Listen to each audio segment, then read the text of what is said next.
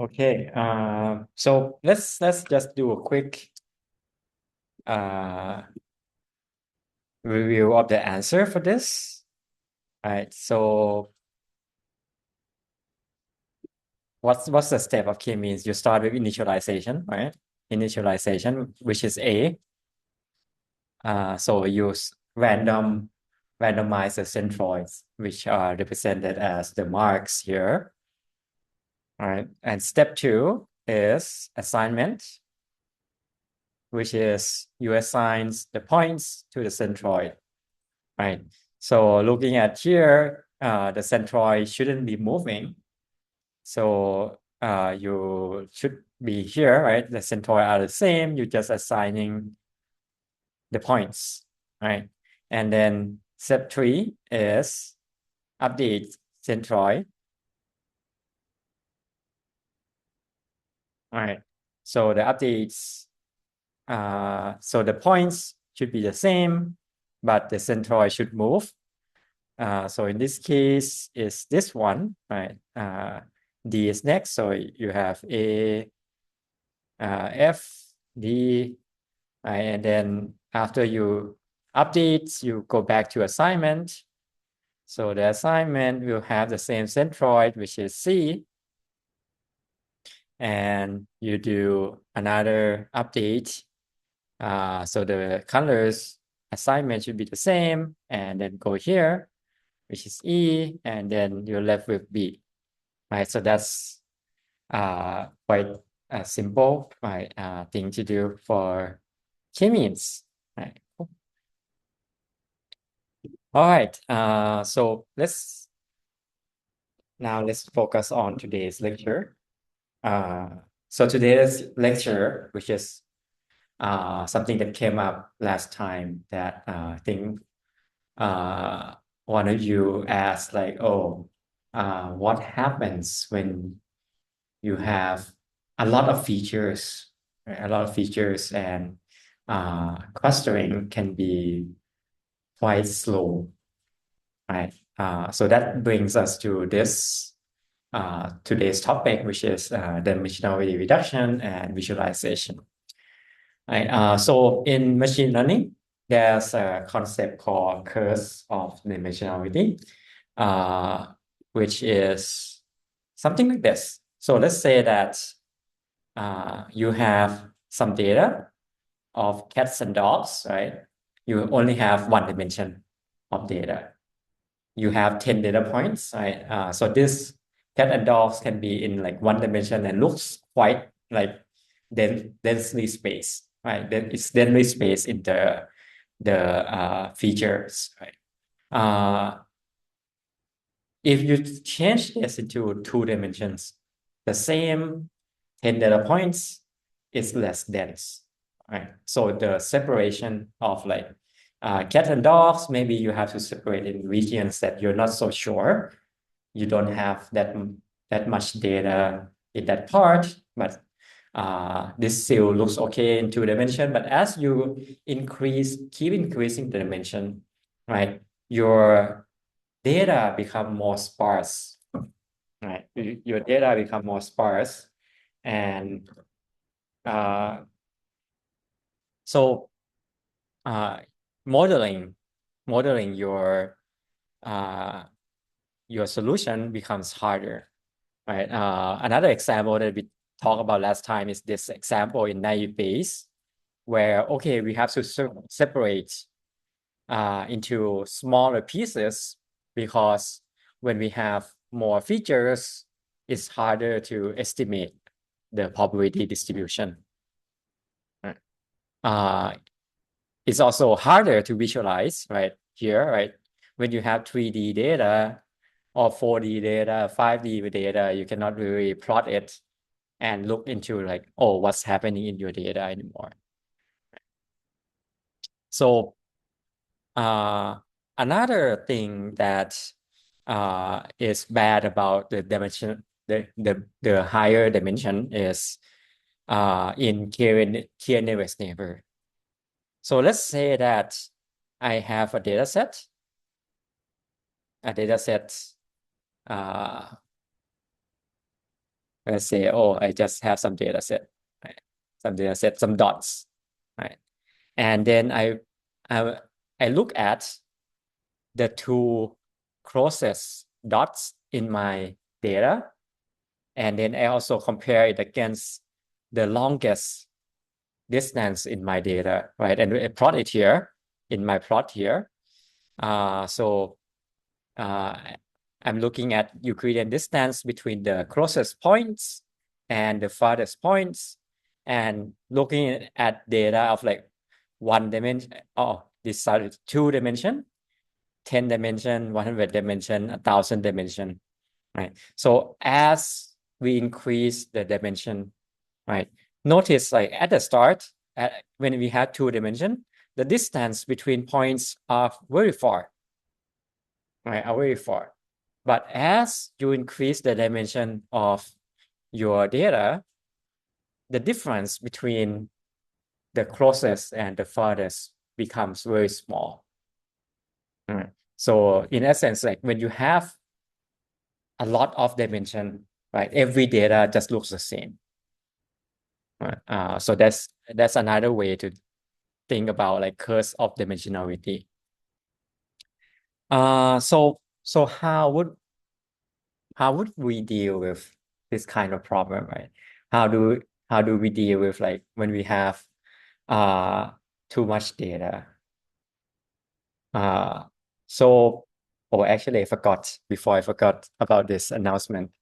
Where is it?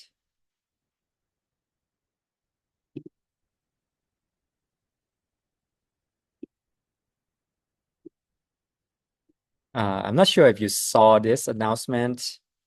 I think it's posted under the Facebook page.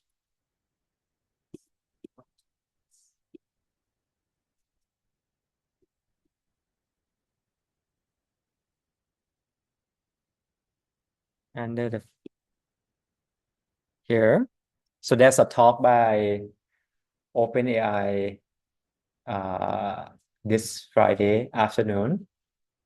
And they'll talk about like I think the main thing they talk about like the codex, and they'll do like some live demo of like how do you use like OpenAI codex to do coding, vibe coding, things like that. And I think at the event they will also give away like a 3 months subscription to OpenAI Codex as well. So you can attend. Here's your chance to attend and maybe ask them, chat with the people behind these things. Right. This Friday, right? Be sure to register, right, from this link.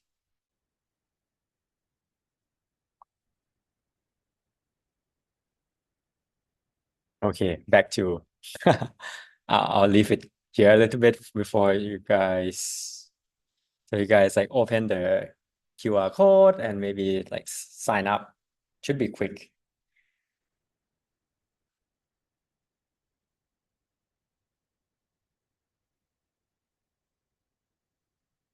Right.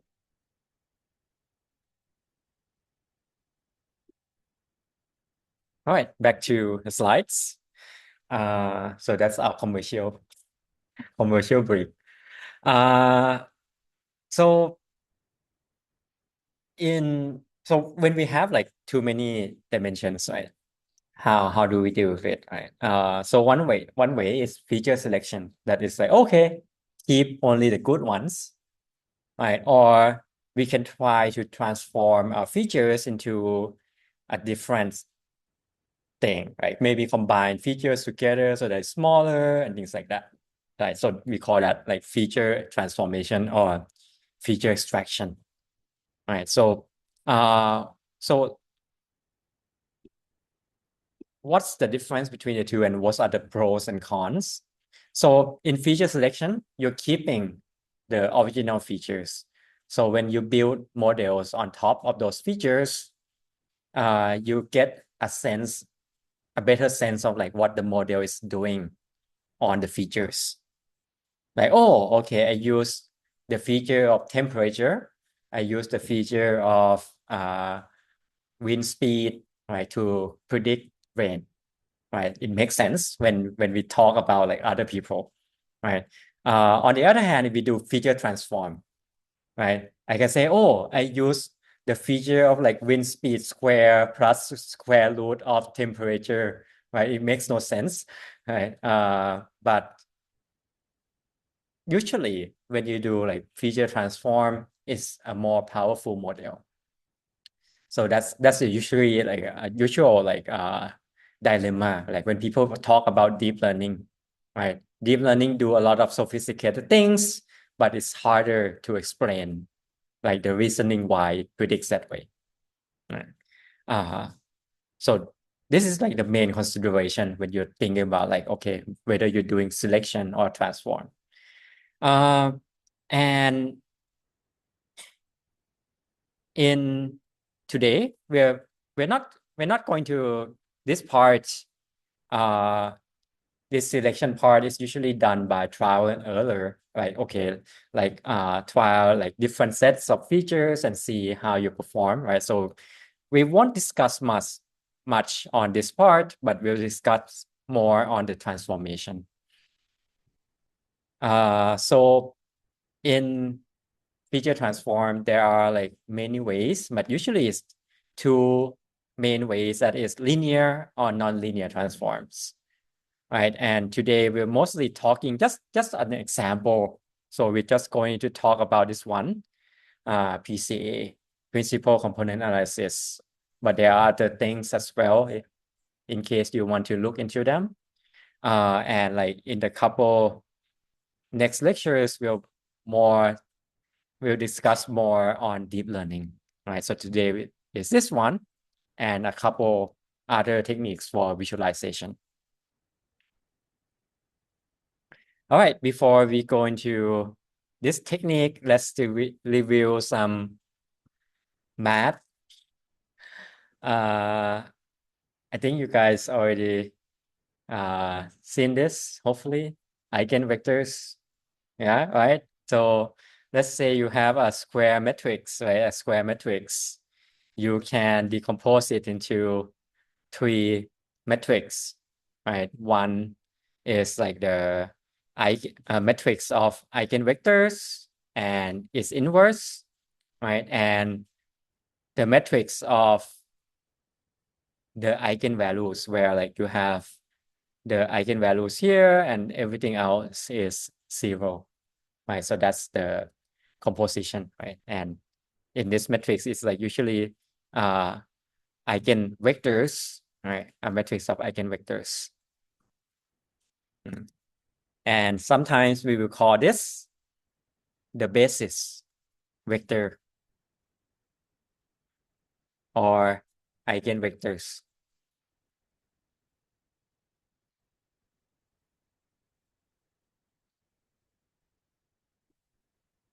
Another thing is when we dot product two vectors, or sometimes we call it projection, right? You can think of it that, oh, you have some direction u and you have some vector v, and when you dot product it, you're just doing a projection from v onto u. That is like, oh, okay, you're like having some flashlight that shines some light to it, and then you get the shadow here, right? So that's the projection onto some basis, right? So you have some data, you can project it to a basis, right? So you can say, oh, u is the basis, and then you project it to the basis.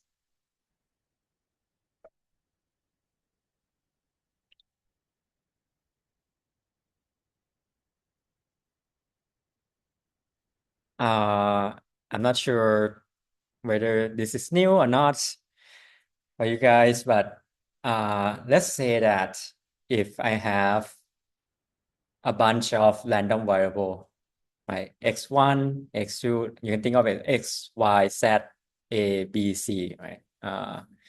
So multiple random variables. you can calculate the variance of each of them, right? So to calculate the variance of x1, what do?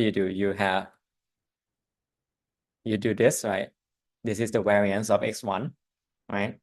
And have you guys learned covariance at all? Covariance or like correlation?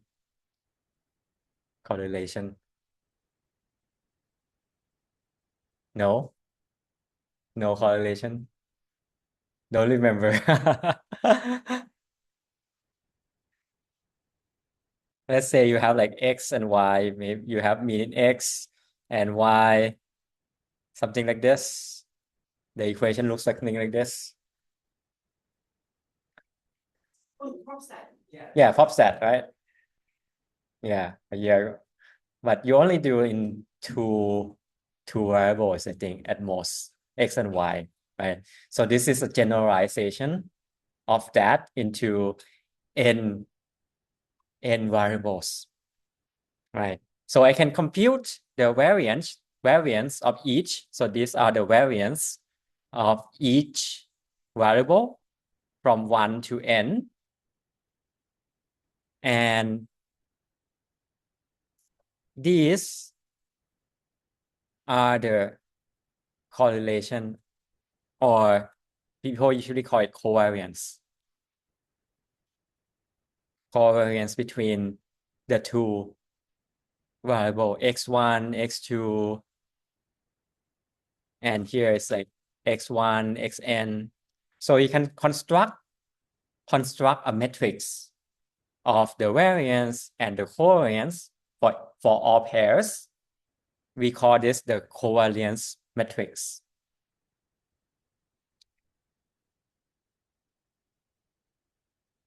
One thing to notice about the covariance matrix is that it's symmetric.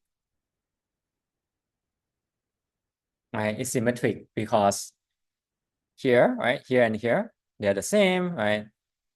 You can swap the order, right? And because it's multiplying, swapping the order is still the same. Right.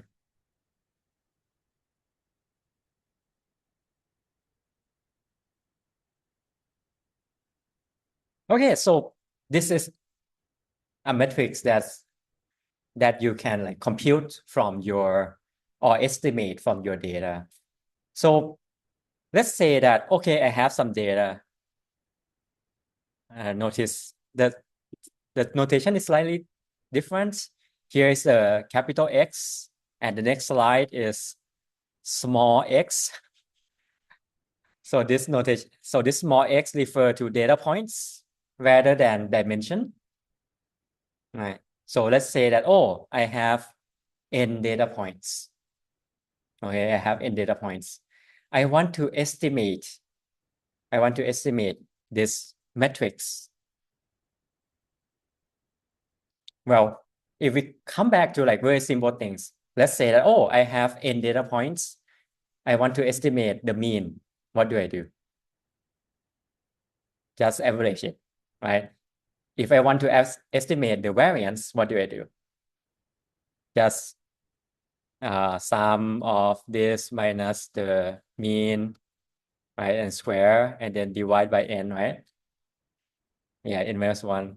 If you want to be non-biased estimate. The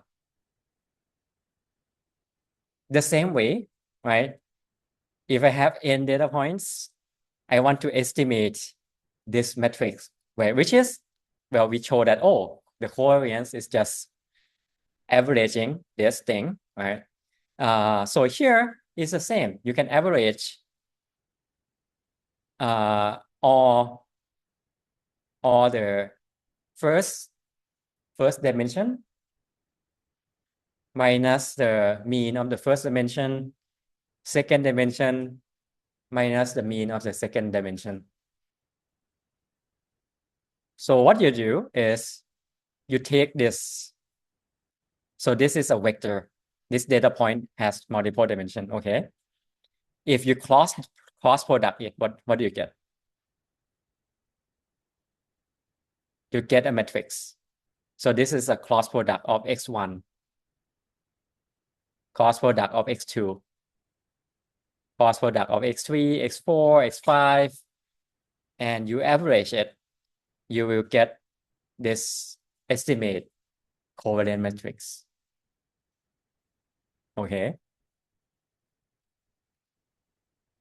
So that's how you go from data points of vectors to finding the covariance matrix of your data. Okay, just cross product all your data points and average them. Well, minus the mean and things like that as well.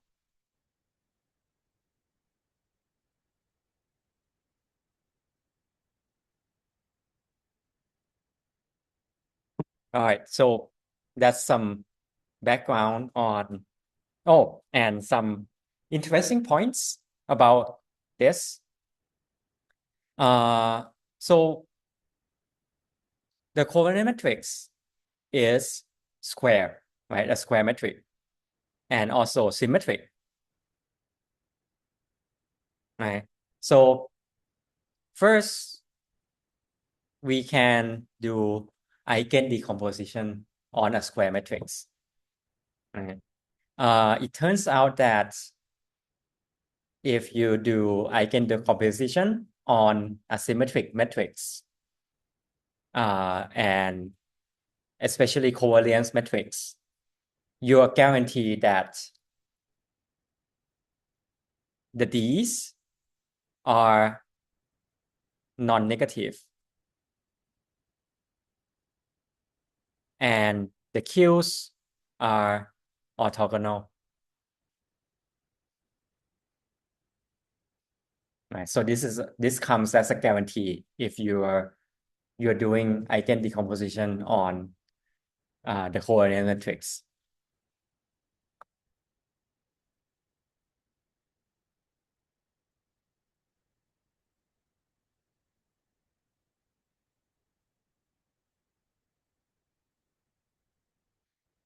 All right. So let's talk about PCA. So the goal of PCA, right?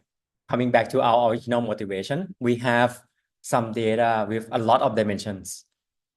We want to reduce the dimension into smaller, right? A smaller subspace or like some bases that are smaller.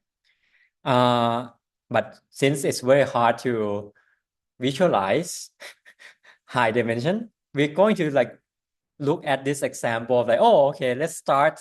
If I have 2-dimension features, I want to reduce it into 1 dimension. So here, this light blue is the original data, and I want to turn this data into 1 dimension. So one way I can do is, okay, I just keep the X, right? I just keep the X, so I have some dots here, right? Just keep some dots here, or I just keep the Y, I will have some dots here, right? But what if I say, okay, let's project the data into a smaller basis. So let's say that, this is my basis vector. And I say, okay, let's project it to this new basis. So this is the dark blue. So now I only have 1 dimension, right? My question is, which 1 dimension should I project to, right? So I can project to Y, which is here.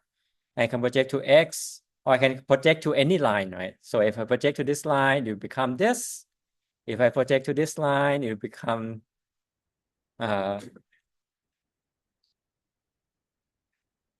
project to that's it turns out, well, this one is the trend line, but it doesn't have to, right? But the question is like, which direction should we project to? I can have a data like this as well, which might not have a trend line. Let's say that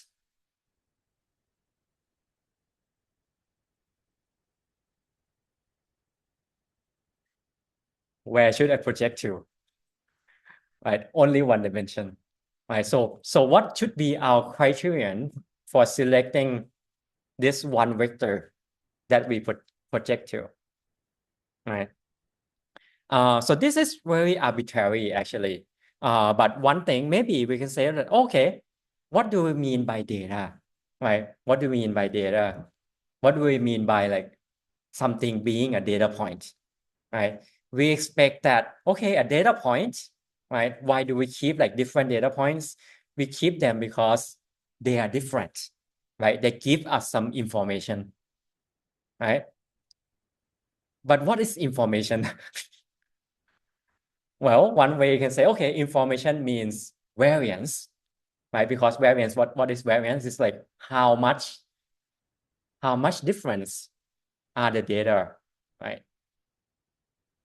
So, okay, then our goal, is we want to keep the variance, right? We want to find this vector, right? This one vector that when you project to, right, you get the highest variance. You get the highest variance.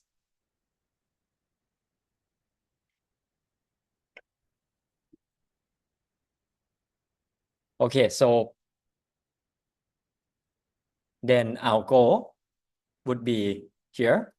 So we're going to have, so these are all, this X, like our data, and this W is our projection, right? It's the one direction that we're going to find. We want to find this, right? This W, and we want to maximize, right? Maximize the variance of this projection. Whatever we project to, we want to maximize the variance. So if we just do this, there's some problem with this formulation. First is, let's say that, okay, I have a vector 1, 1, and I project with some vector x, y, and then I compute the variance.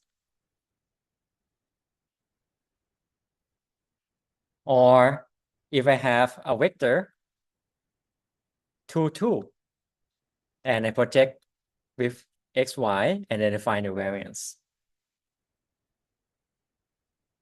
Which one should be larger? This one, because you're multiplying, it's the same direction, right? The same direction, but this one is you multiply by 2, so you get a larger value. So because of this, we are going to require our solution. This W has to be a unit vector as well, so that there's no like difference because of like the length of the projection. Right? We only care about the direction.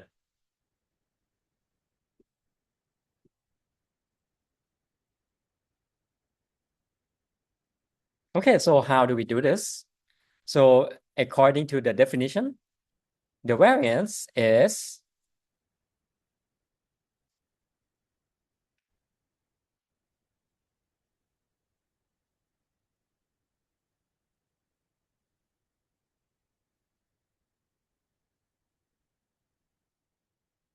this, right?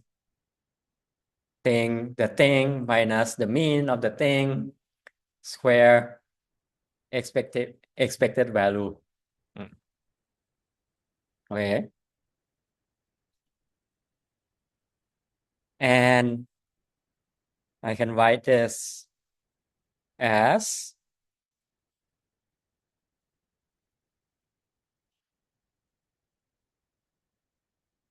and here, since this this and this is W is the thing that we want to find and is fixed. So W is is fixed, but the expectation is over X. So we have a lot of data points. So we average across data points. Right? So this averaging is across the data points. So we can take W out from the expectation. So we get this.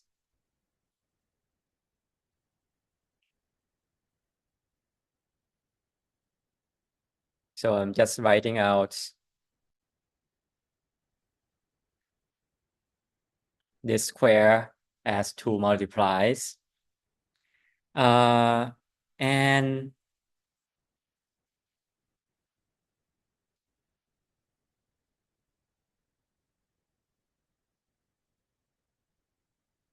I'm going to flip it a little bit.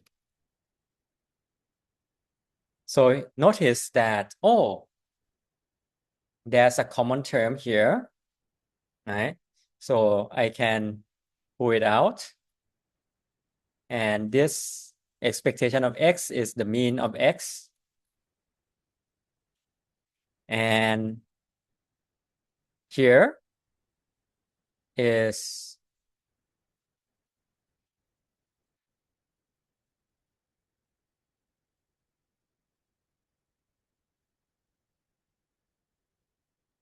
okay. And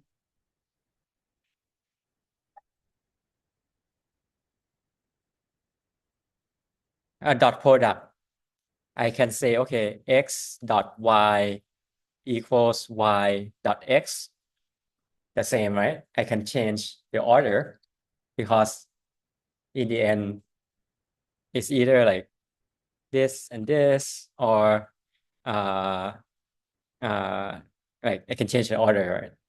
The same thing because it's a sum, right? Sum of so I can change the order. So I change the order here.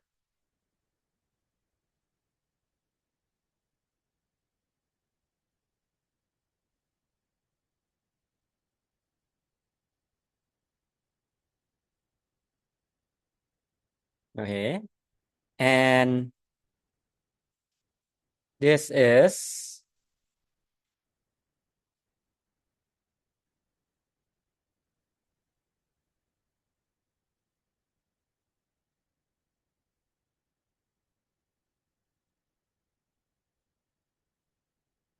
okay. So everything's still okay. And here,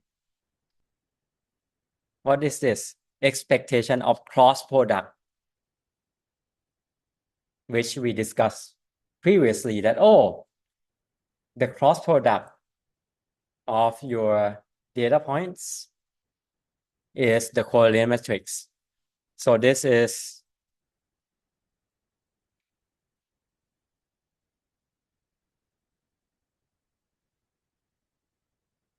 so we just change our formulation from maximizing the variance to, okay, we want to maximize this thing such that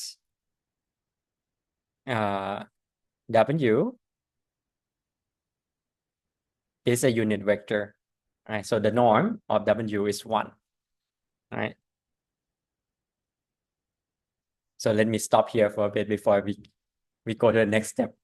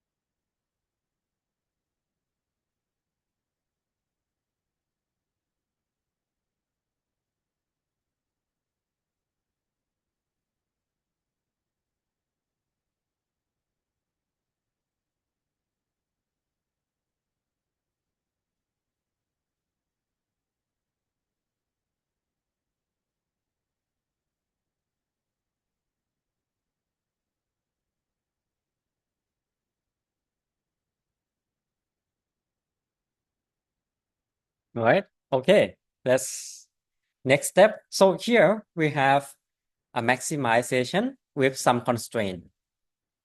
Okay.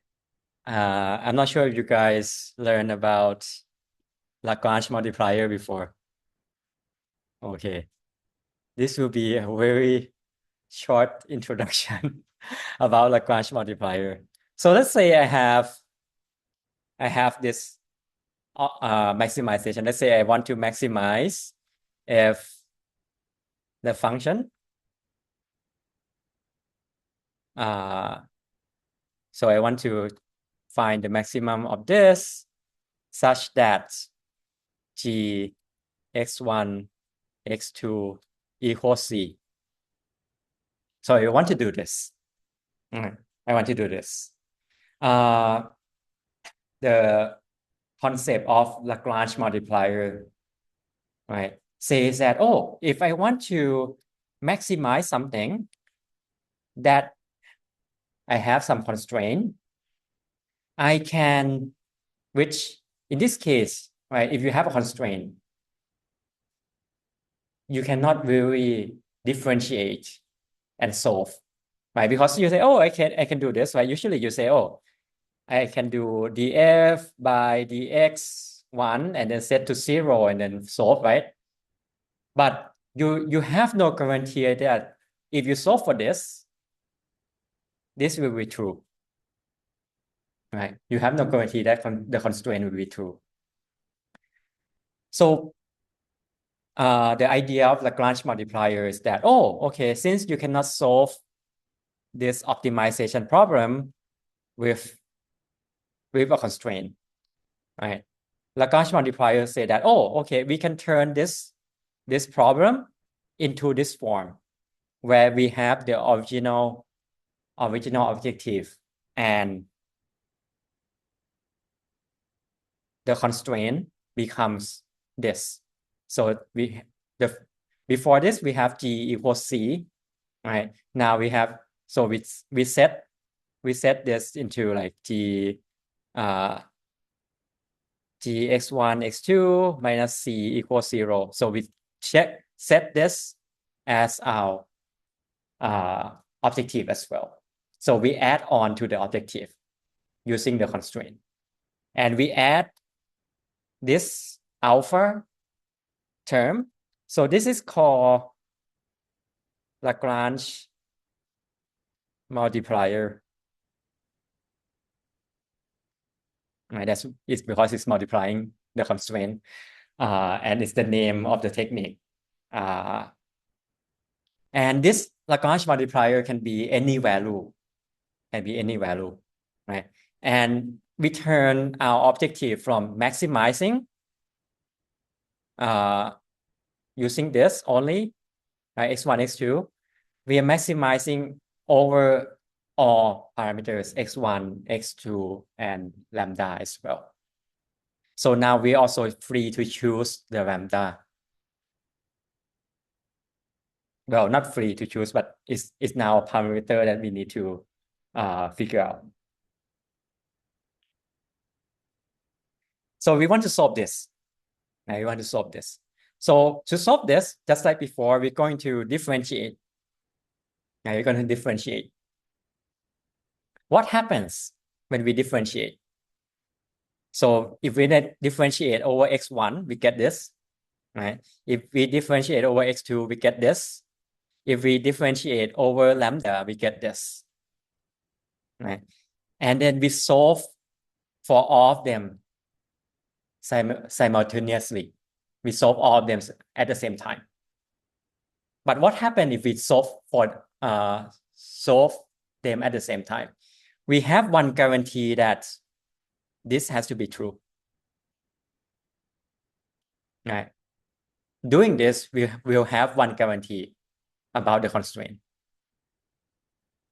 right? So that's the magic of Lagrange multiplier. You turn a constraint into the objective, and by doing that, you kind of force yourself in the objective that this has to be true.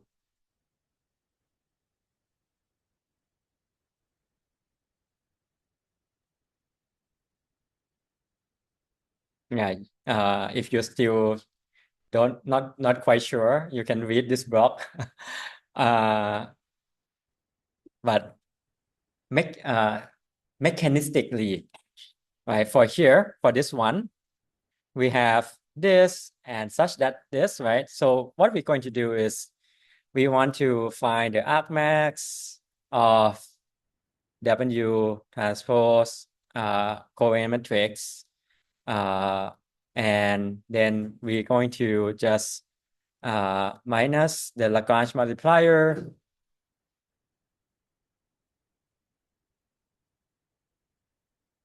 So we turn that equation into this. Just one single objective. One way, maybe this form will be easier for you guys. So one way to think about Lagrange multiplier is like, oh, I want to maximize this, right? I want to maximize this. And what about this one? I want to minimize it or make it become zero, right? Right. Otherwise, this will be smaller, right? So that's why this has to be true, right? This is simple, the simplest way to look at like Lagrange multiplier, what you're doing.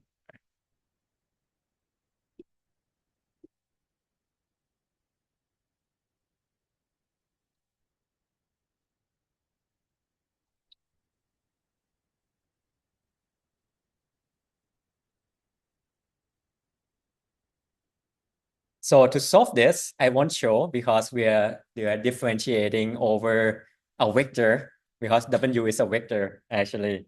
But if you differentiate this, you'll get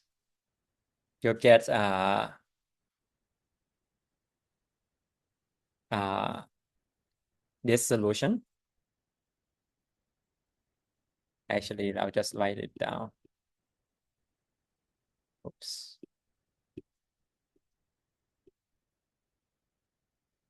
You'll get this solution if after you differentiate.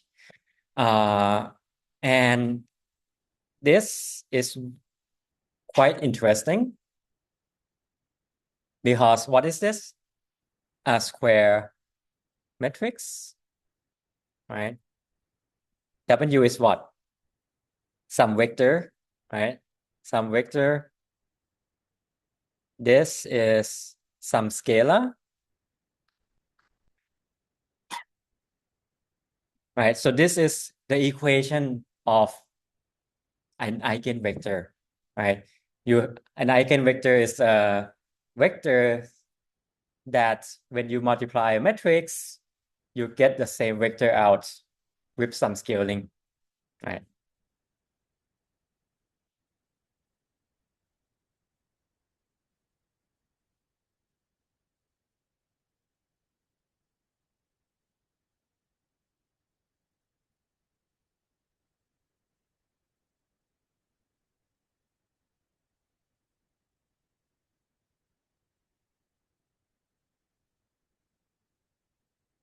Okay, so cool.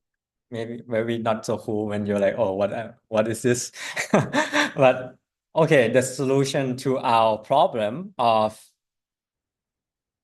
PCA is like, oh, finding the direction that when we project, we get the highest variance.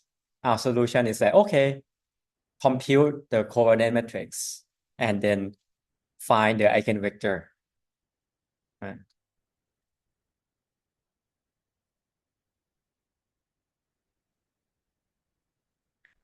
So that's a problem. First,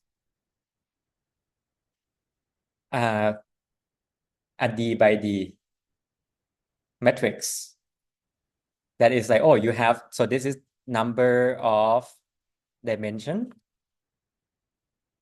in your data, right? So you will have like 10 dimensions, right? You get a covariant matrix of D by D. which means that, oh, if you compute the eigen decomposition, you have the vectors and you have the eigenvalues, right? Which one will give you the highest variance? So we have to work a little bit more. So from before, we show that the variance is this, right? And we show that our solution, in our solution, this has to be true, right? In our solution, this has to be true. So we plug this back in.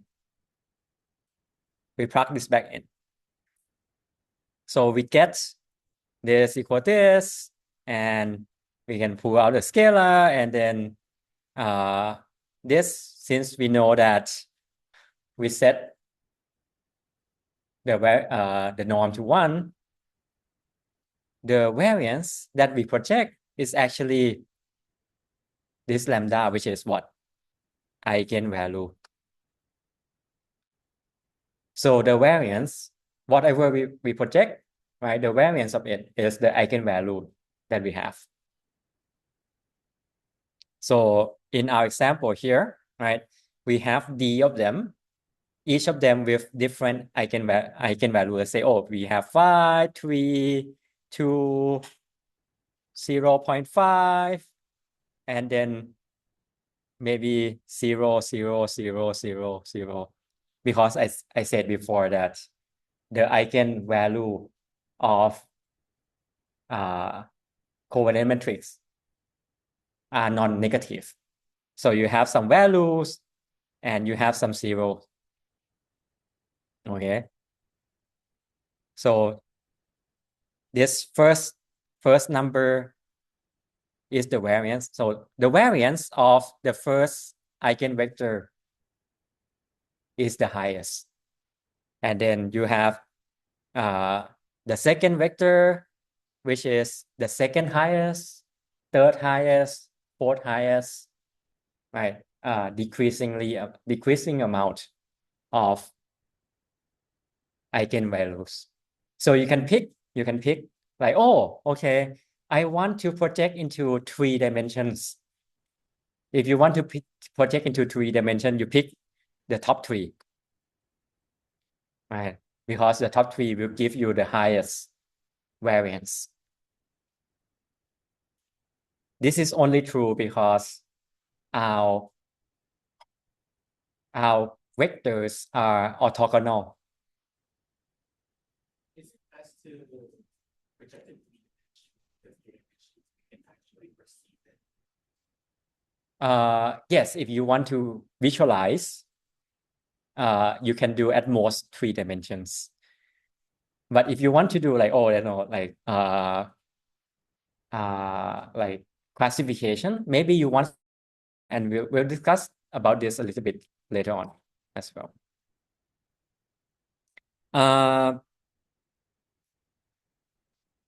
But yeah, as you increase the amount of dimensions, you keep adding more variance to your data, right? You're adding more variance to data, and we talk about like, oh, variance is information, right? Like variance equal information, but sometimes there's good information and there's bad information, right? So there's a trade-off, right? Whether the additional information is good or bad, you don't know, right? So it depends.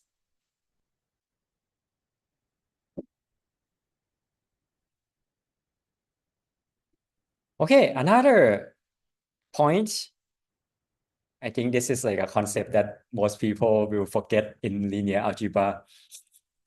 Matrix length. Because you guys like, it's very rare to discuss about matrix length.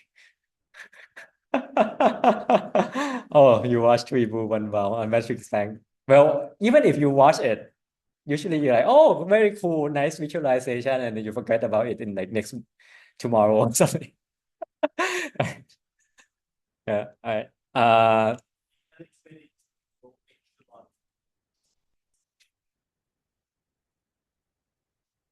But well, first there's the concept of like full rank. What does it mean to be full rank? It means that, oh, the rank equals to the size, right? Or like in like if you want to check, you check by like check whether the columns are linear independent, right? The columns are linear independent.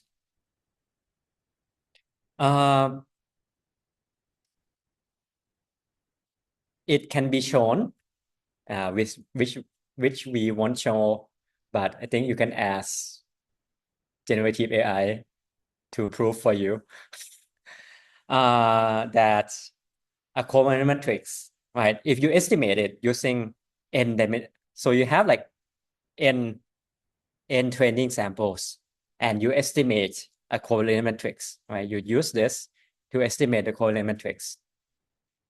It will have at most n-1 rank.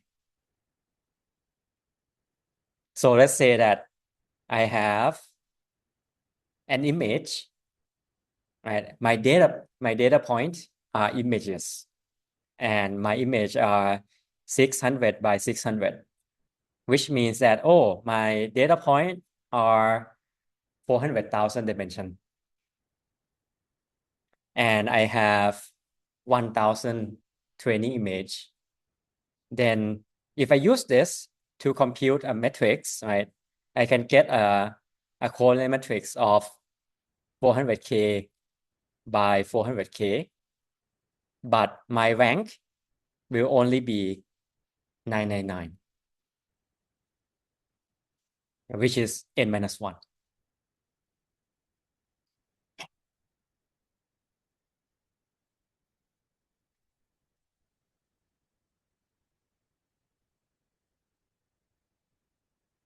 So, okay, so what PCA do, right? So now we got all the basics of like PCA. So what PCA do is we want to capture the variance of the data. So first, in PCA, we're going to compute the mean. So this is the mean. So let's say I have a data set of faces,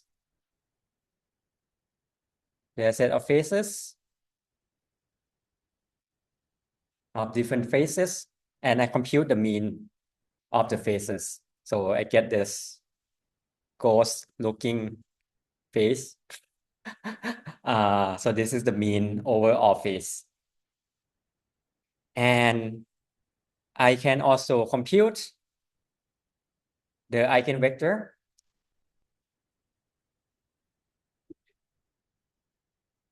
They look happy. Well, face portrait, people usually smile.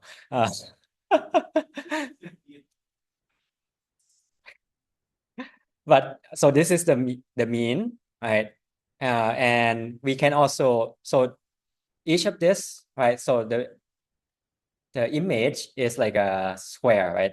You can turn each image into a vector, right?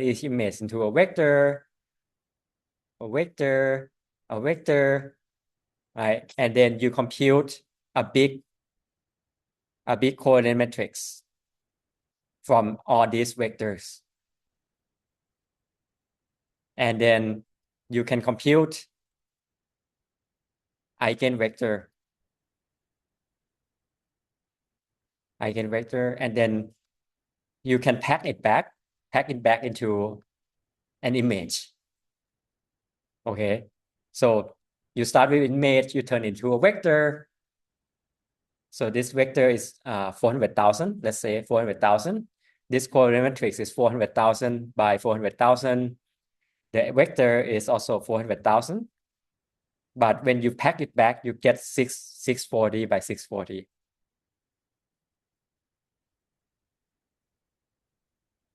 Okay, so this is the eigenvector of your faces. Right. So what does it mean to be an eigenvector that maximize variance?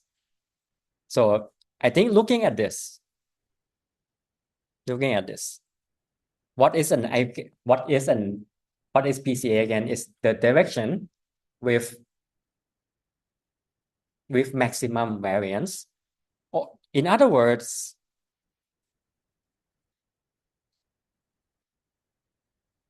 here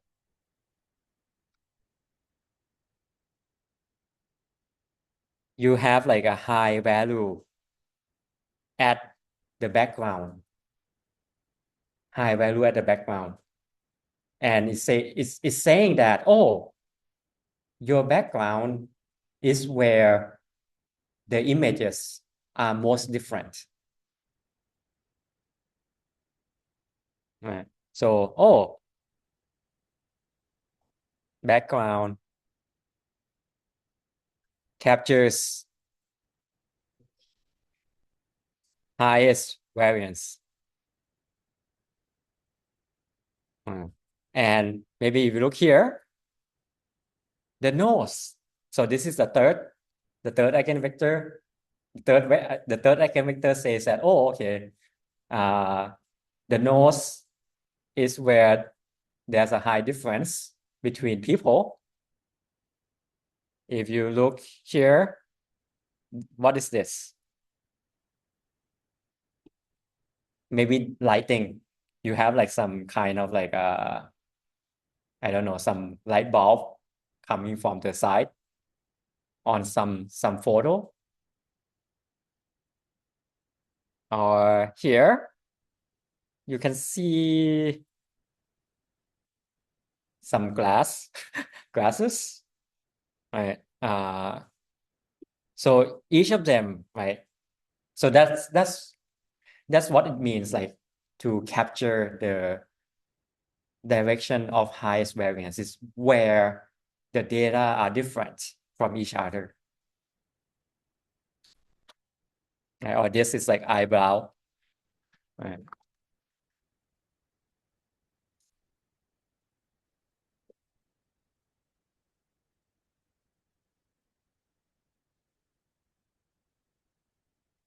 All right, so in math now, like what?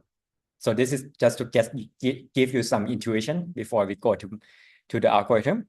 So how do we do PCA? Right. So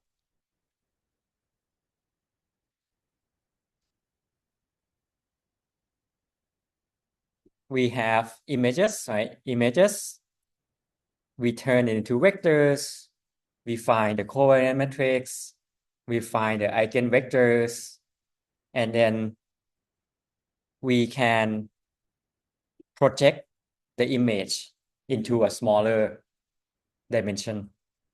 So we have, let's say, oh, image 1, we minus the mean face, and then this is vector, eigenvector. So we project it against the data, and we'll get 1p here, which is the value. But this is actually a vector, and this is actually a matrix of eigenvectors. So let's say if we want to compute 3 vectors at the same time, we just do multiple vectors, construct into a matrix, and then project it at once. Or you can think about like doing it one at a time. It also works.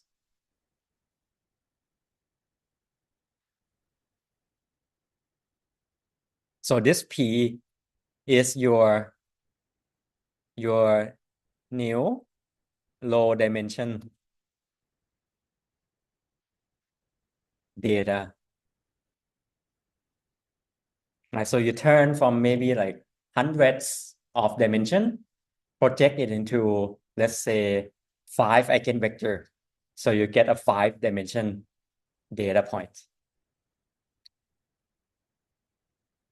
And you can also reconstruct your data using this formula. So you're like, okay, your projection multiplied with the vectors plus the mean, you get the original data back. For example, here,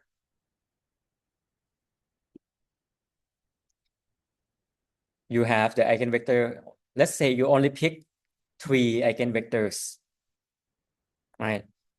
So this is the projected value that you compute. Right? So you have the mean plus the projection times the vector, projection times the vector, projection times the vector. You add them all up, you get a reconstructed data, right? And this is your original, right? Because you only use 3 eigenvectors. You didn't capture all the information, but you can see that, oh, it looks very close to the original data, even though you only use 3 numbers. Yeah, you only use 3 numbers and you get like, oh, some resemblance of this space.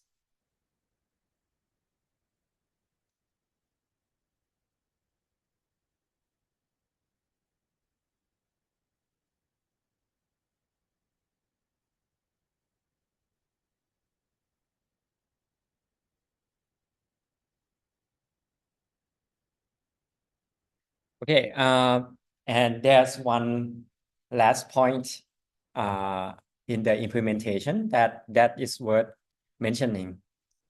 When you have 400,000 dimension vector, and then you construct a covariant matrix, right? Your covariant matrix will be this 400,000 by 400,000, which is 16 10 to the 10. All right, so this is like a 160 gigabytes. All right, too large. 160, right? Not 16, right? 160 gigabytes. So this is not practical. So the way that people deal with this is that, oh, actually they realize that even though you might have a very large covariant matrix, right? This one is not full rank, right? Not full rank, or actually maybe we're going to turn this into a very low dimension data anyway, right? So if we're going to turn this into a very low dimension data in the first place, maybe we don't need to do the full computation. Right? We can skip some computation because we're only going to keep only a small fraction of it. So let's say, oh, we want maybe n-1 eigenvalues, right? So how do we do this? So before we discussed about this covariant matrix being an outer product matrix. Right, so the covariant matrix is the outer product. So let's do a little bit, right? So change. So this is the solution we had before, right? We write the covariant matrix as the outer product. And let's say that, okay, let's pre-multiply by x, and then let's define v prime as x transpose v. So this part becomes just this. Okay. And this, right, this form is the same form again, like, oh, vector, right? Vector equals vector with some scaling, right? So we get another kind of eigen vector solution, right? But the matrix, the starting matrix is different. Before we start with this covariant matrix, now we are start with this X transpose X. So this X transpose X, we call it the inner product matrix. And the size of this inner product matrix is n by n, where n is the number of data points. Right. So this is doable if we have, like, let's say 1,000 data points, my matrix will be 1,000 by 1,000. Or if I have a very large data set, I can subsample my data set to like 1,000 data points, and then I can compute it, or like 10,000, and can still compute.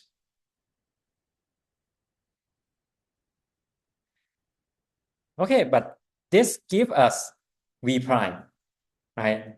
But what we want is V, right? What we want is V, not V prime. So how do we get V from V prime, right? So from previously, we have this equation and we have this equation.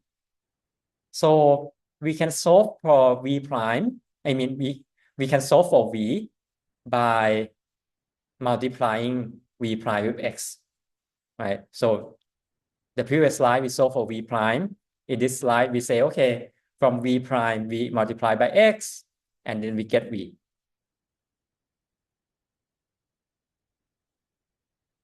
There's this lambda scaling, but since this scaling is just a scaling, we can ignore it and just make sure that V is unit norm, right? So we can find the norm of V, and then we normalize it to be unit norm.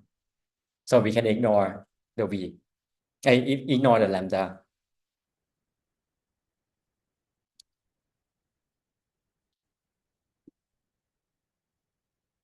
All right, that's all for PCA. Right. Besides PCA, there are two notable mentions that we won't go over, but if you have time, maybe you can look it up. There's LDA, which try to maximize the difference between class. So this is for supervised learning, and it's for classification tests.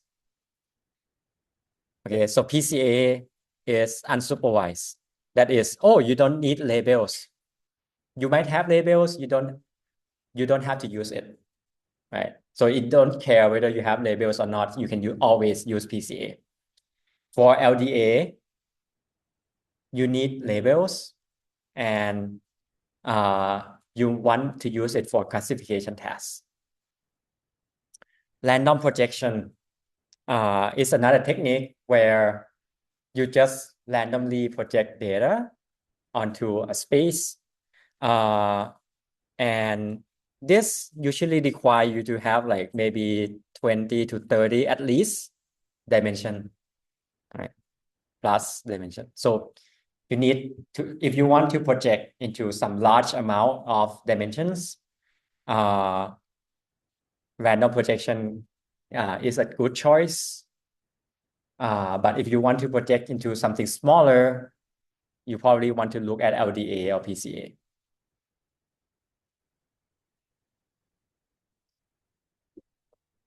So back to like your friend in class asked about like, oh, does that mean if we want to analyze things, right? When we project into PCA, we just use at most 3 dimensions, right? Right. That's what your friend asked. Actually, it depends. If you use it for machine learning for some tasks. For some tasks, let's say like prediction tasks, regression tasks, classification tasks. First, you want to reduce the number of features, right? And you're going to pick the number of dimension by cross validation. That is like, oh, trial and error, have some validation set, pick the number of dimension, train a model, and test it. Pick whatever is the best, right? Because the goal here is to get the best accuracy, for example. Right, so for example here, so this is like a paper that they try on different data sets. This is the number of dimension. So notice how some of them like 2000 dimension, but they only have 60 data points, right? 60 data point, but 2000 dimension, right? So let's look at the performance. So each of this is a data set, ion, spam, ads, a data set. And here this is random forest. This is nearest neighbors. This is 5 nearest neighbor, random forest, nearest neighbor, 5 nearest neighbor. So different models, right? Different models. So they compare using the original dimension, using PCA, using random projection. And this is the number of dimension that you PCA to, right? So PCA to 5, PCA to 10, PCA to 15. So notice, well, first, if you just do the original, right? The original, they're always the same because you do nothing, right? So it doesn't matter. It's right. So it's always a flat line. But if you do PCA, sometimes the smallest dimension is the best. Sometimes the best dimension is like 15. There's some sweet spot for your PCA, and you need to try it out, right? But notice here, PCA is better than original data, right? So if you use original data, you're doing worse, right? But using PCA to 15 dimension, you're doing better. Right, so that's how you can use PCA to reduce the dimension of your data before you train some machine learning model.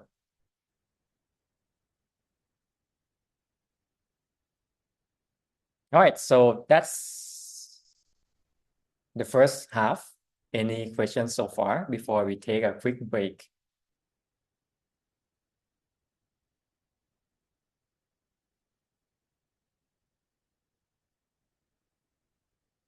All right, then let's take a quick break, come back at 35.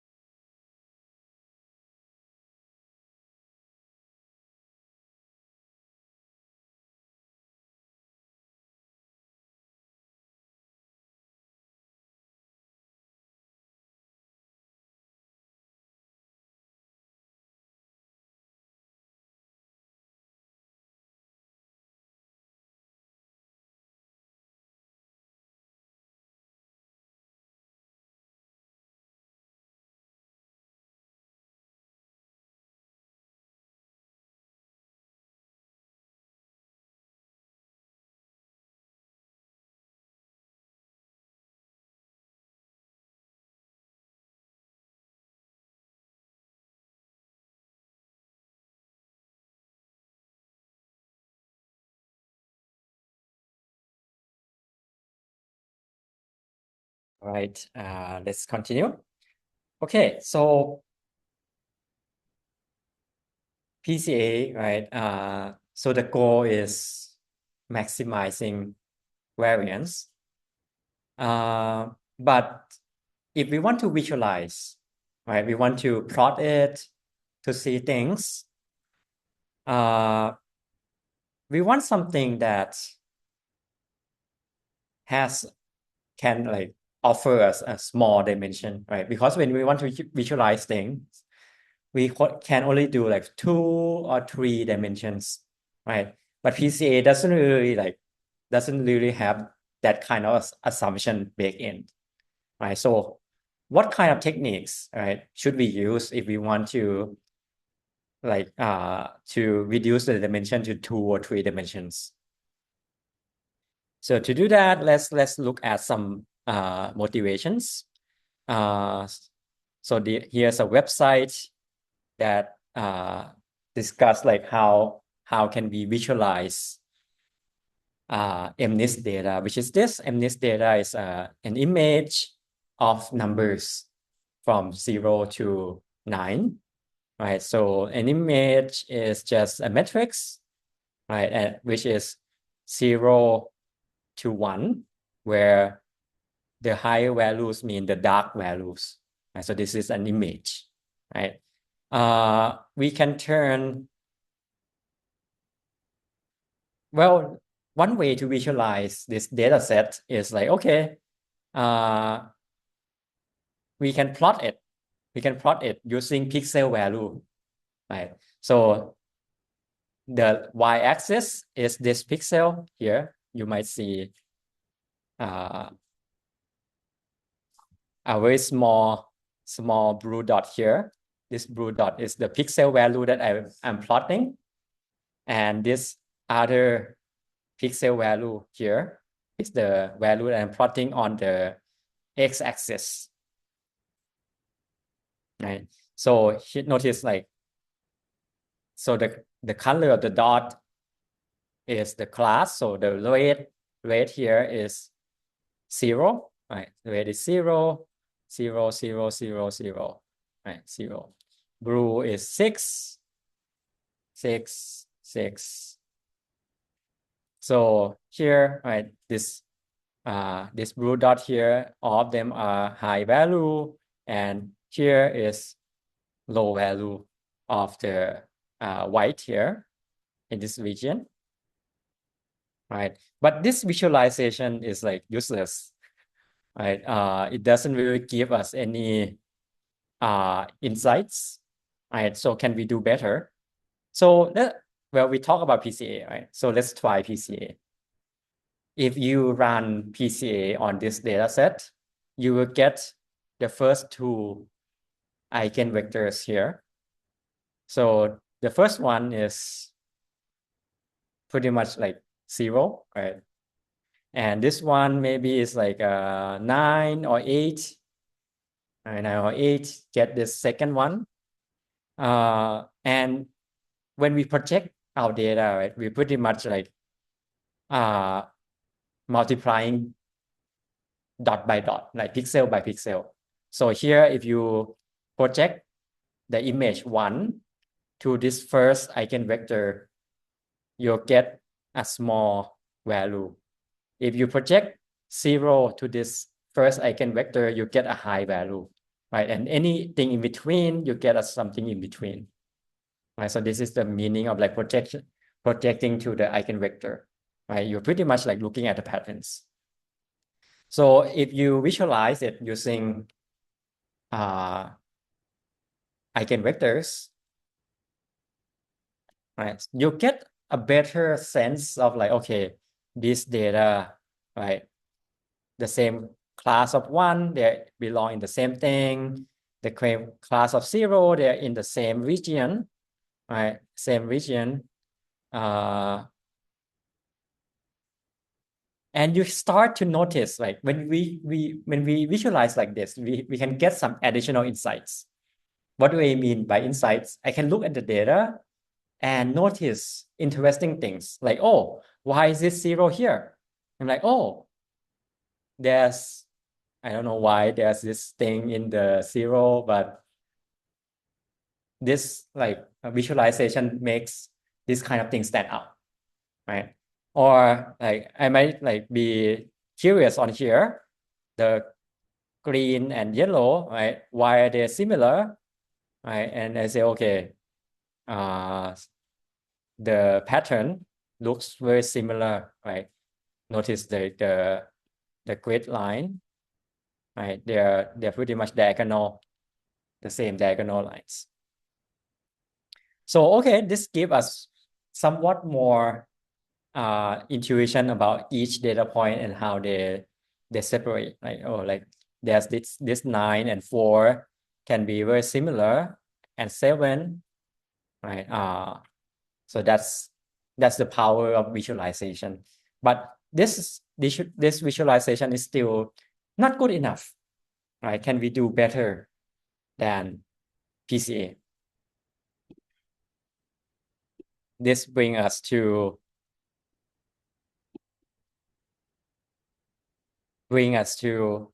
a very common technique nowadays called TSNE. Stands for T distributed stochastic neighbor embedding, which is very handful to say. So people just call it TSNE, or I heard some people call it TSNE, which is cute, TSNE. Right? But I usually just call it TSNE. And notice in the wording, right? The wording use the word neighbor, right? So what's the goal of TSNE? TSNE wants to preserve neighbors, right? When we want to analyze data, right?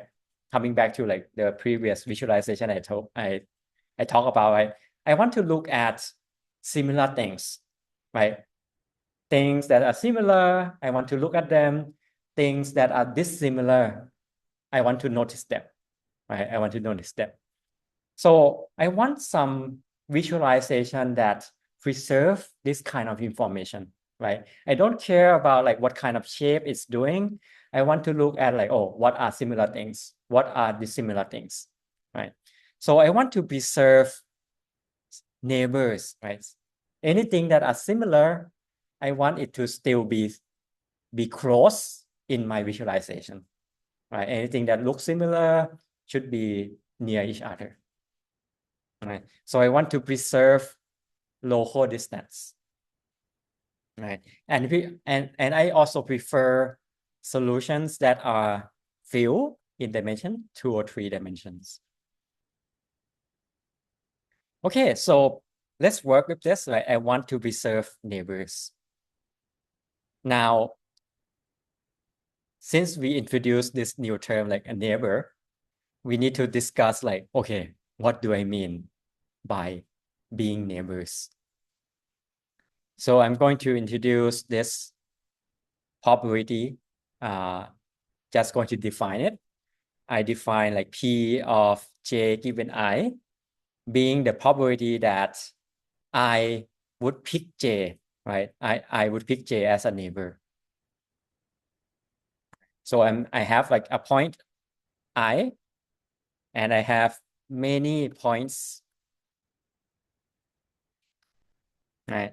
And I say, okay, pick your neighbor, right? I want to define some probability. Okay, I'll pick this with some probability like 0.8, pick this with probability 0.1, pick this with probability 0.05. Right? I want to define some probability over all points. Right? So how should I define this? Right? So people usually, okay, if we don't know what to do, let's try Gaussian, right? So do something Gaussian based. So I say, okay, so you can think of this xi here is like the mean of the Gaussian, and this xj is like where the point is. So you can think of like, okay, let's define some Gaussian and then have some the Gaussian spread from I have some Gaussian have the Gaussian spread from I and compute the probability of it. So this is like Gaussian distribution, right? Spreading from I, right? I is the mean, right? But if I do this, my distribution might not sum to 1, right? My probability won't sum to 1. So I divide it by everything, right? I divided by everything, all the points, the value of all the points, I sum it up and divide it so that my probability sums to 1. And I also define some extra thing that, okay, if I have Pi given I, which is picking itself, you won't pick itself. I define it, okay, probability of picking yourself is 0.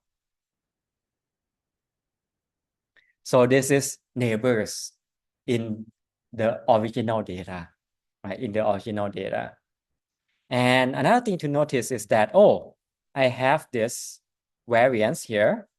The variance depends on I, that is depend on the point I'm picking. So maybe if I have picked I here, like, there's points close to it everywhere. And maybe I have another I that the points are far, right? So this one maybe has high alpha. This one has low alpha I, right? So I have, for different I have different alpha, so that the probability will changes depending on how dense the points are in each of them, right? So in some parts, it might be very dense, I have low I. Some parts, it's very sparse, I have high variance.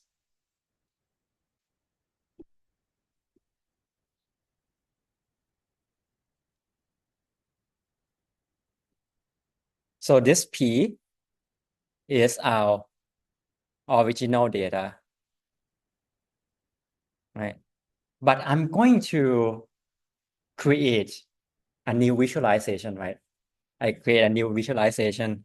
So in this new visualization, I have another set of points, Y, right? Y is my new set of points.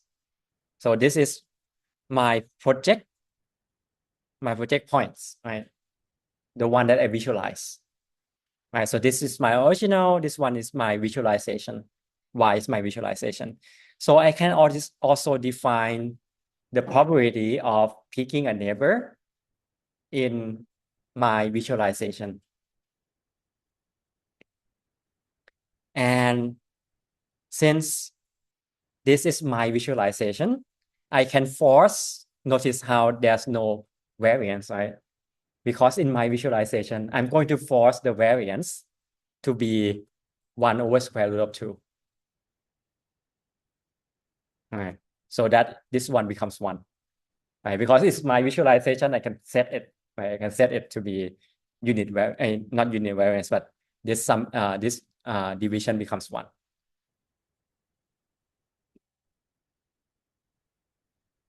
Okay, so I have probability of selecting neighbors in the original, probability of selecting neighbors in my visualization. What do I do?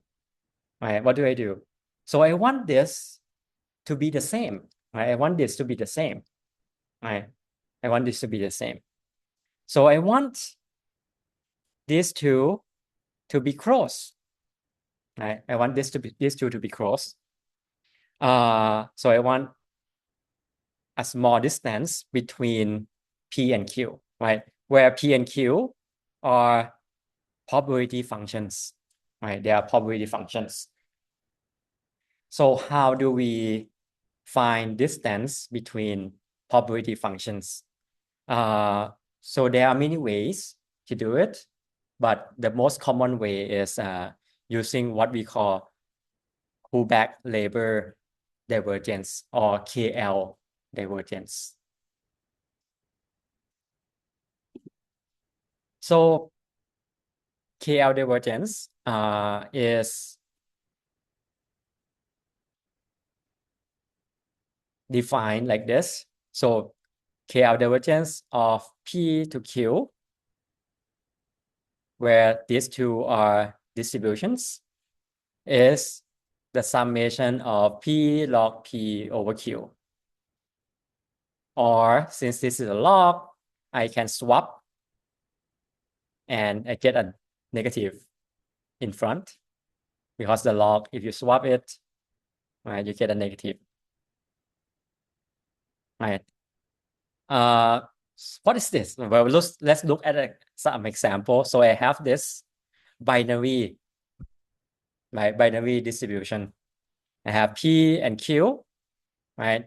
If I compute KL of P to Q, I get this, right? Plugging into the formula and I get some number. If I have a Q to P, I get another number. Interesting. First, if I swap this order, right? Swap this order, the number change, right? So the order of how I of this KL, whether P to Q or Q to P, they are different. All right. And another point is that, oh, this KL is always positive because it's a sum of log, right? And a log of probability is always positive. And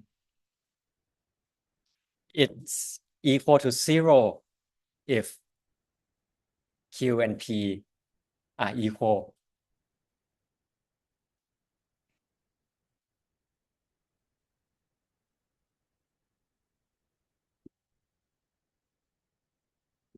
Okay, so our objective becomes this. This is our loss function. KL of P to Q. Why? Why do we go from P to Q? P is our original, right? P is our original. Q is our visualization, right? So what does it KL? What's the equation of KL again? Is sum of P log P over Q, right? So you can think of P here as some weighting function, right? Weighting function. So we're going to weight this sum by P. What does it mean? If P has high probability, it would be more important. If P has low probability, it's less important, right? So that's why we're doing this way, like P to Q, because P is our original, right? P is our original. So we're saying that, oh, if in the original data, if 2 points are close together, which is high probability, right? You have to make sure that in my projection, in my visualization, the probability will also be high, right? So I'm putting more weights where my probability is high in the original data. So this focus on the local structure of our original data.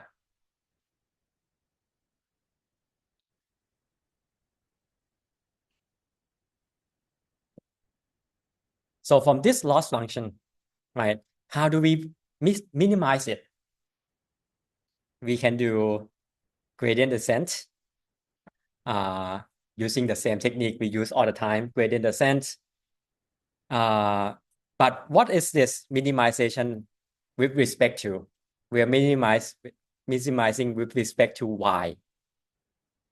Yi. So you can think of, we have some visualization and we're plotting y's, right? All these are y, and then okay, when we minimize this, we're moving the points closer together or farther away from each other depending on how close they are in P. Right? Or let me show you some visualization so that you can see. So here, I start with like a random set of points. So this is my Y. I just start randomly, right? Random all the points. And as I train, the points will move using gradient descent, and it becomes the points that minimize the KL.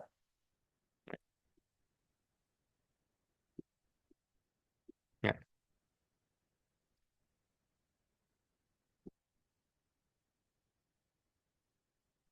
So this is the thing we use, right? But actually, what I just told you guys is not TSNE. It's just SNE. There's an improvement from SNE to TSNE in two aspects. First is symmetrics. So in our original definition of like neighbors, P of J given I is not equal to P of I given J. It's not symmetric in this sense. And this is problematic because if you have a point that is far away from everything, and you compute, let's say that here, and it's far away from everything, right? All of this will have like the same probability. Will have the same probability.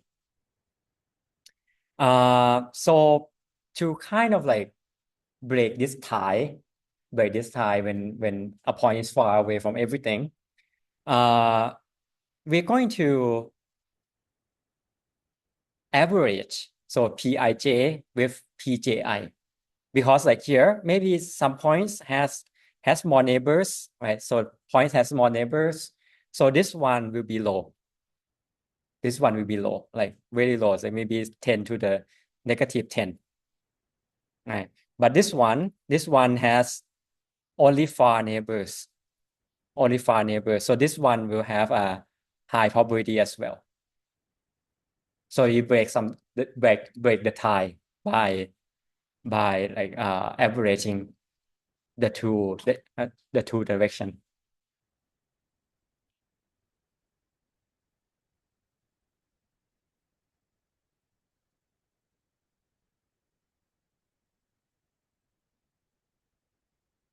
Another problem with SNE is what we call the crowding problem. So in SNE, there's this problem. So let's say that you have two dimension. Your data has two dimensions, and the points are separate like this, right? Everything is equal distance. Everything is equal distance in two dimensions. If I'm going to turn this into one-dimensional data, right? I can trace the green point, I trace the red point, and then I'm like, okay, now I want to trace the blue point. Now I run into a problem, because if I place the blue point here, what does it mean? It means that green and, well, let's use blue. It means that blue and green is closer than blue and red, right? Which violate my initial image of everything being equal distance, right? If I place the blue point here, I also violate because blue and green is farther than red and blue. So no matter how hard you try, right? You cannot cram a higher dimension data into a smaller dimension and try to like keep everything the same, right? This is why it's called the crowding problem. You cannot force people into like a smaller space and make sure they're like safe, right? So the only way to reduce this problem is to enlarge the space a little bit. Okay. So how do we enlarge the space?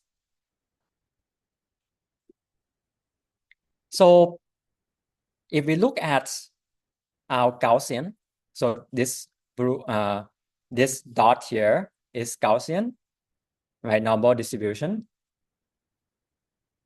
The good point and bad point of Gaussian is that it's very concentrated. That is like, oh, if you go a little bit far away from Gaussian, the distribution is very low. Like the probability is very low when you go away from the Gaussian, right? In some sense, this limits your space that you can place your points. So TSNE change the distribution from Gaussian to student T distribution.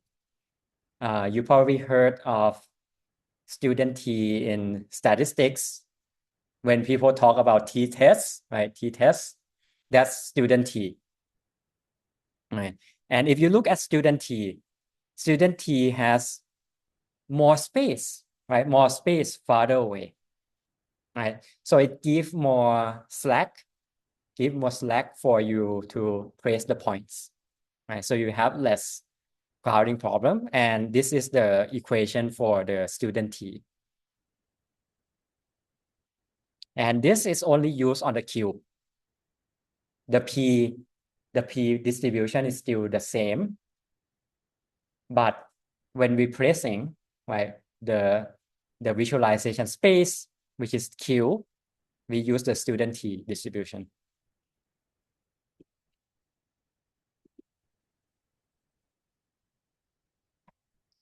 So the difference, right, the difference between SNE and TSNE will look like this, right? If you have the crowding problem, everything will try to bunch up. Everything you try to bunch up because you're cramming things into the same space. But when you switch to TSNE, you're giving it more space here, right? So you're like, okay, you can be farther away, right? I won't penalize you as much, right? So you now have like some negative space that let you visualize better.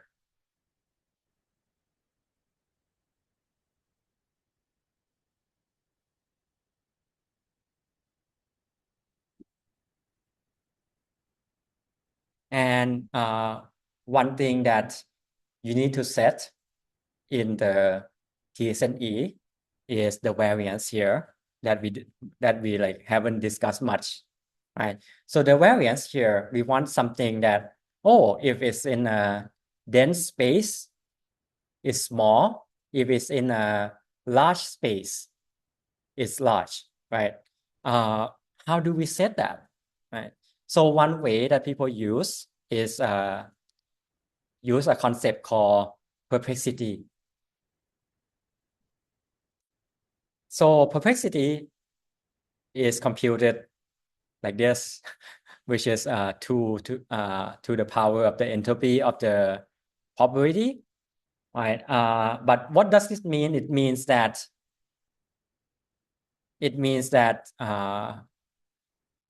the amount of neighbors you're going to keep. So you're going to set your variance according to the amount of neighbors you want to keep. So you have like, oh, 5 neighbors, your variance will be small. if you have 10 neighbors, you need a higher variance. Right. This might be very confusing, so let's look at this visualization.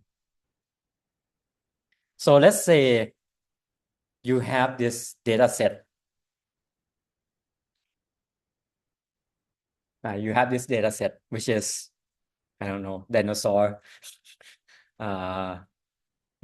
which there's 2 dinosaurs, right? And this is in 3D. And if I use TSNE to reduce the dimension to 2D with different perplexity, I get different visualization. So if I have small neighbors, right? Small neighbors, I get smaller clusters, because like I might get like, oh, this bone is one cluster. This bone is another cluster. I look at smaller number of neighbors, like, oh, 250 of them. So I get like smaller pieces that is maintained as a community, right? Maintained as a community. So I get smaller pieces. If I increase the perplexity to be higher, I get larger pieces to be its own community. And if I use like a very large one, I get a larger structure. Right. So that's one way to think about perplexity. Right. You set it so that, oh, how large of a structure or how large of a community I want to keep intact.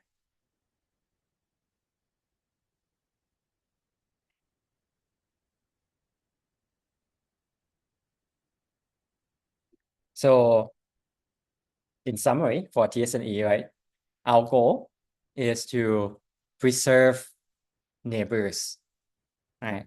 And since this technique is gradient based, maybe if you run it using different initialization, you will end up with different outcomes, right? Different initialization, you get a different outcome. Just like in this image, right? I run it again, I get a different image.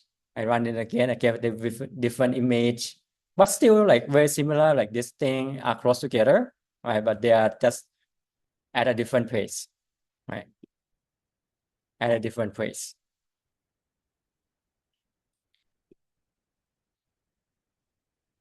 And the parameters that you can set are like how long do you want to run it and how much perplexity you want to do.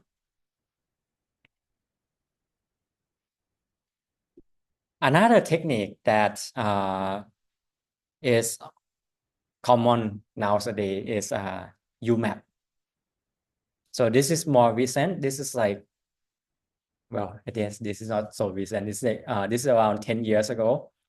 TSNE is around 20 years ago. But both of them are still used quite often. So what's the difference, right? So this is like a comparison. So TSNE is one extreme. It's like emphasize local structure, right? Another extreme is like you emphasize global structure. So it's like a trade-off, whether you care more about local information, local patterns, or you care more about like global patterns that you want to keep intact, right? And UMAP is in between.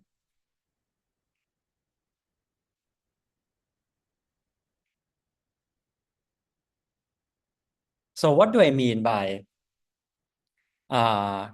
global structure?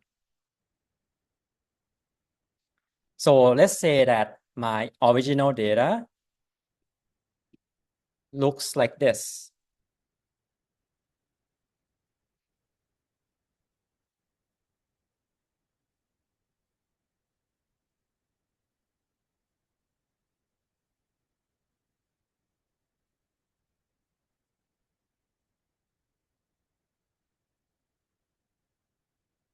My original data looks like this.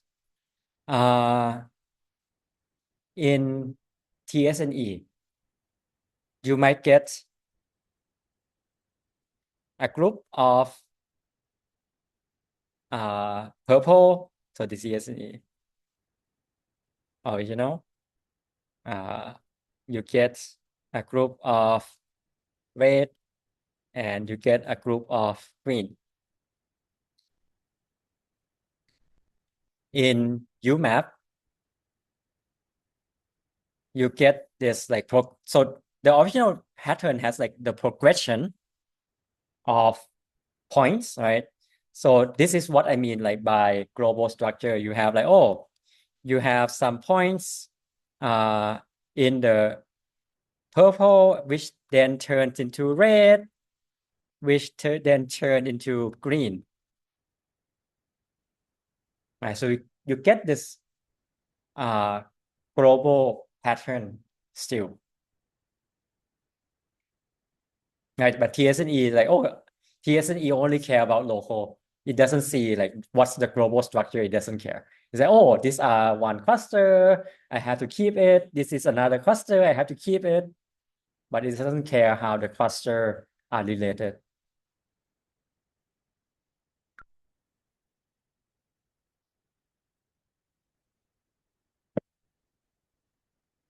So how does UMAP work? Right. So UMAP use a different definition for neighbors. So if you compare, right, we compare Gaussian, right, and TSNE, right, student T. In UMAP, we have this kind of structure like, oh, after a certain point, become zero probability.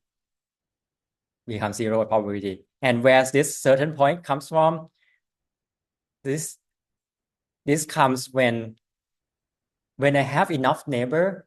Let's say, oh, I said it, I need 10 neighbors. This cuts at 10. Anything after 10 becomes zero probability. What does this mean? It means that anything beyond 10, I don't care at all. Right? In TSNE, you care a little bit. You have very small probability. That means you care a little bit. Right? But in UMAP, say, oh, anything beyond, I don't care.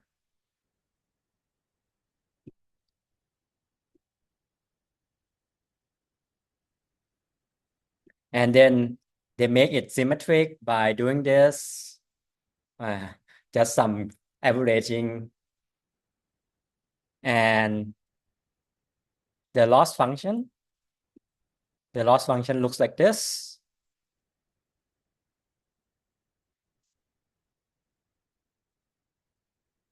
So what is this? So since this thing, right, if you recall, the probability is like become zero, right? It views this as like a probability of, are you a neighbor or not? Right? It's a binary classification. So this two is just, okay, a neighbor or no neighbor.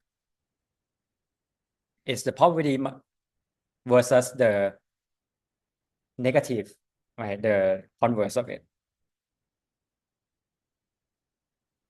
So this is the cross entropy loss for binary terms. And they also use gradient descent to optimize.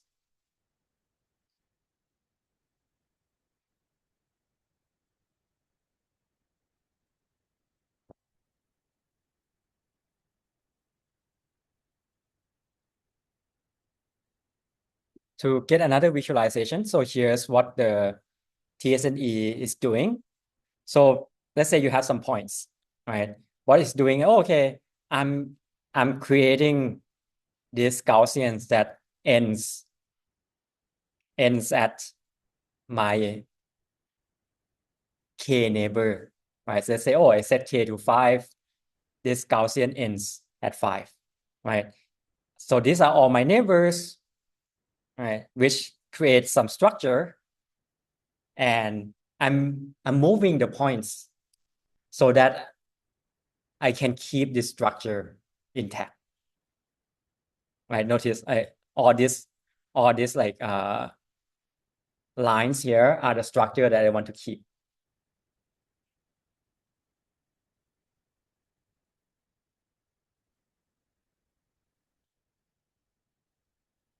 So let's look at some example.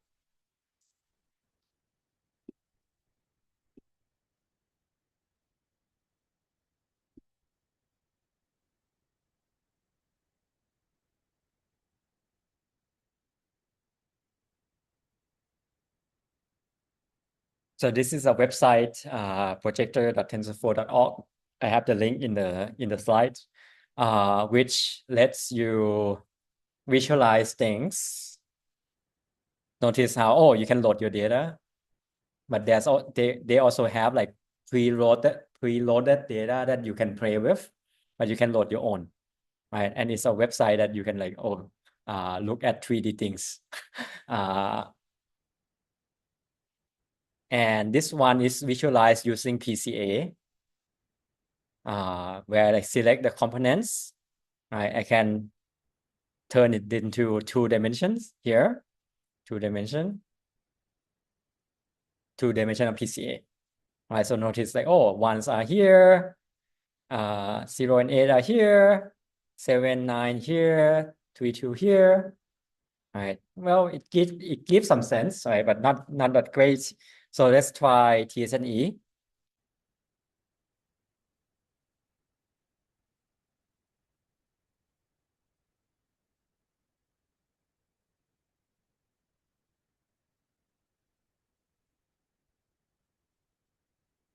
So it's doing its gradient descending, and we wait a little bit. Notice on the left, you can set the perplexity, which is the number of neighbors, the learning rate of your gradient descent, right? And actually you can do a supervised version, but usually people do unsupervised. And notice here, the number of duration keep increasing as you run. Right, let's pause this so that we can look. Right, okay, now there's like 0, right? And you can notice like, oops, yeah, 3D is hard.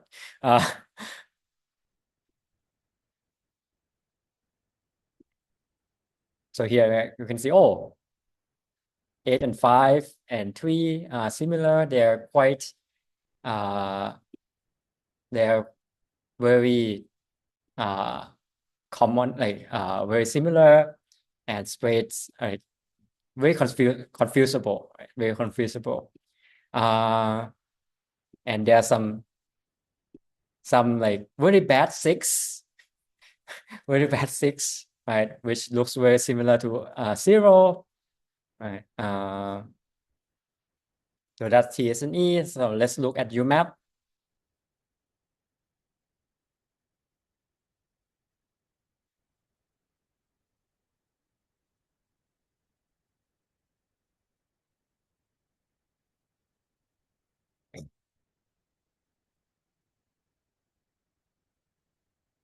So I think like UMAP has like a very nice structure, right? Here, oops, you get like, 8 and 5 and 3. You have a progression of 8s, right? 8s. Let's do 2D easier. You have a progression of like 8s, which turn into 3, and 3 turn into 5. Right, so you have a progression of like, okay, there are certain 8s that are similar to 3 and 5, and certain age that are similar to 2, right? So there's a progression of like different age, or like this 9 is very distinct here. For like 4 that like this part of the 4 are somewhat slanted, right? Slanted 4. And as you go around here, it becomes less slanted.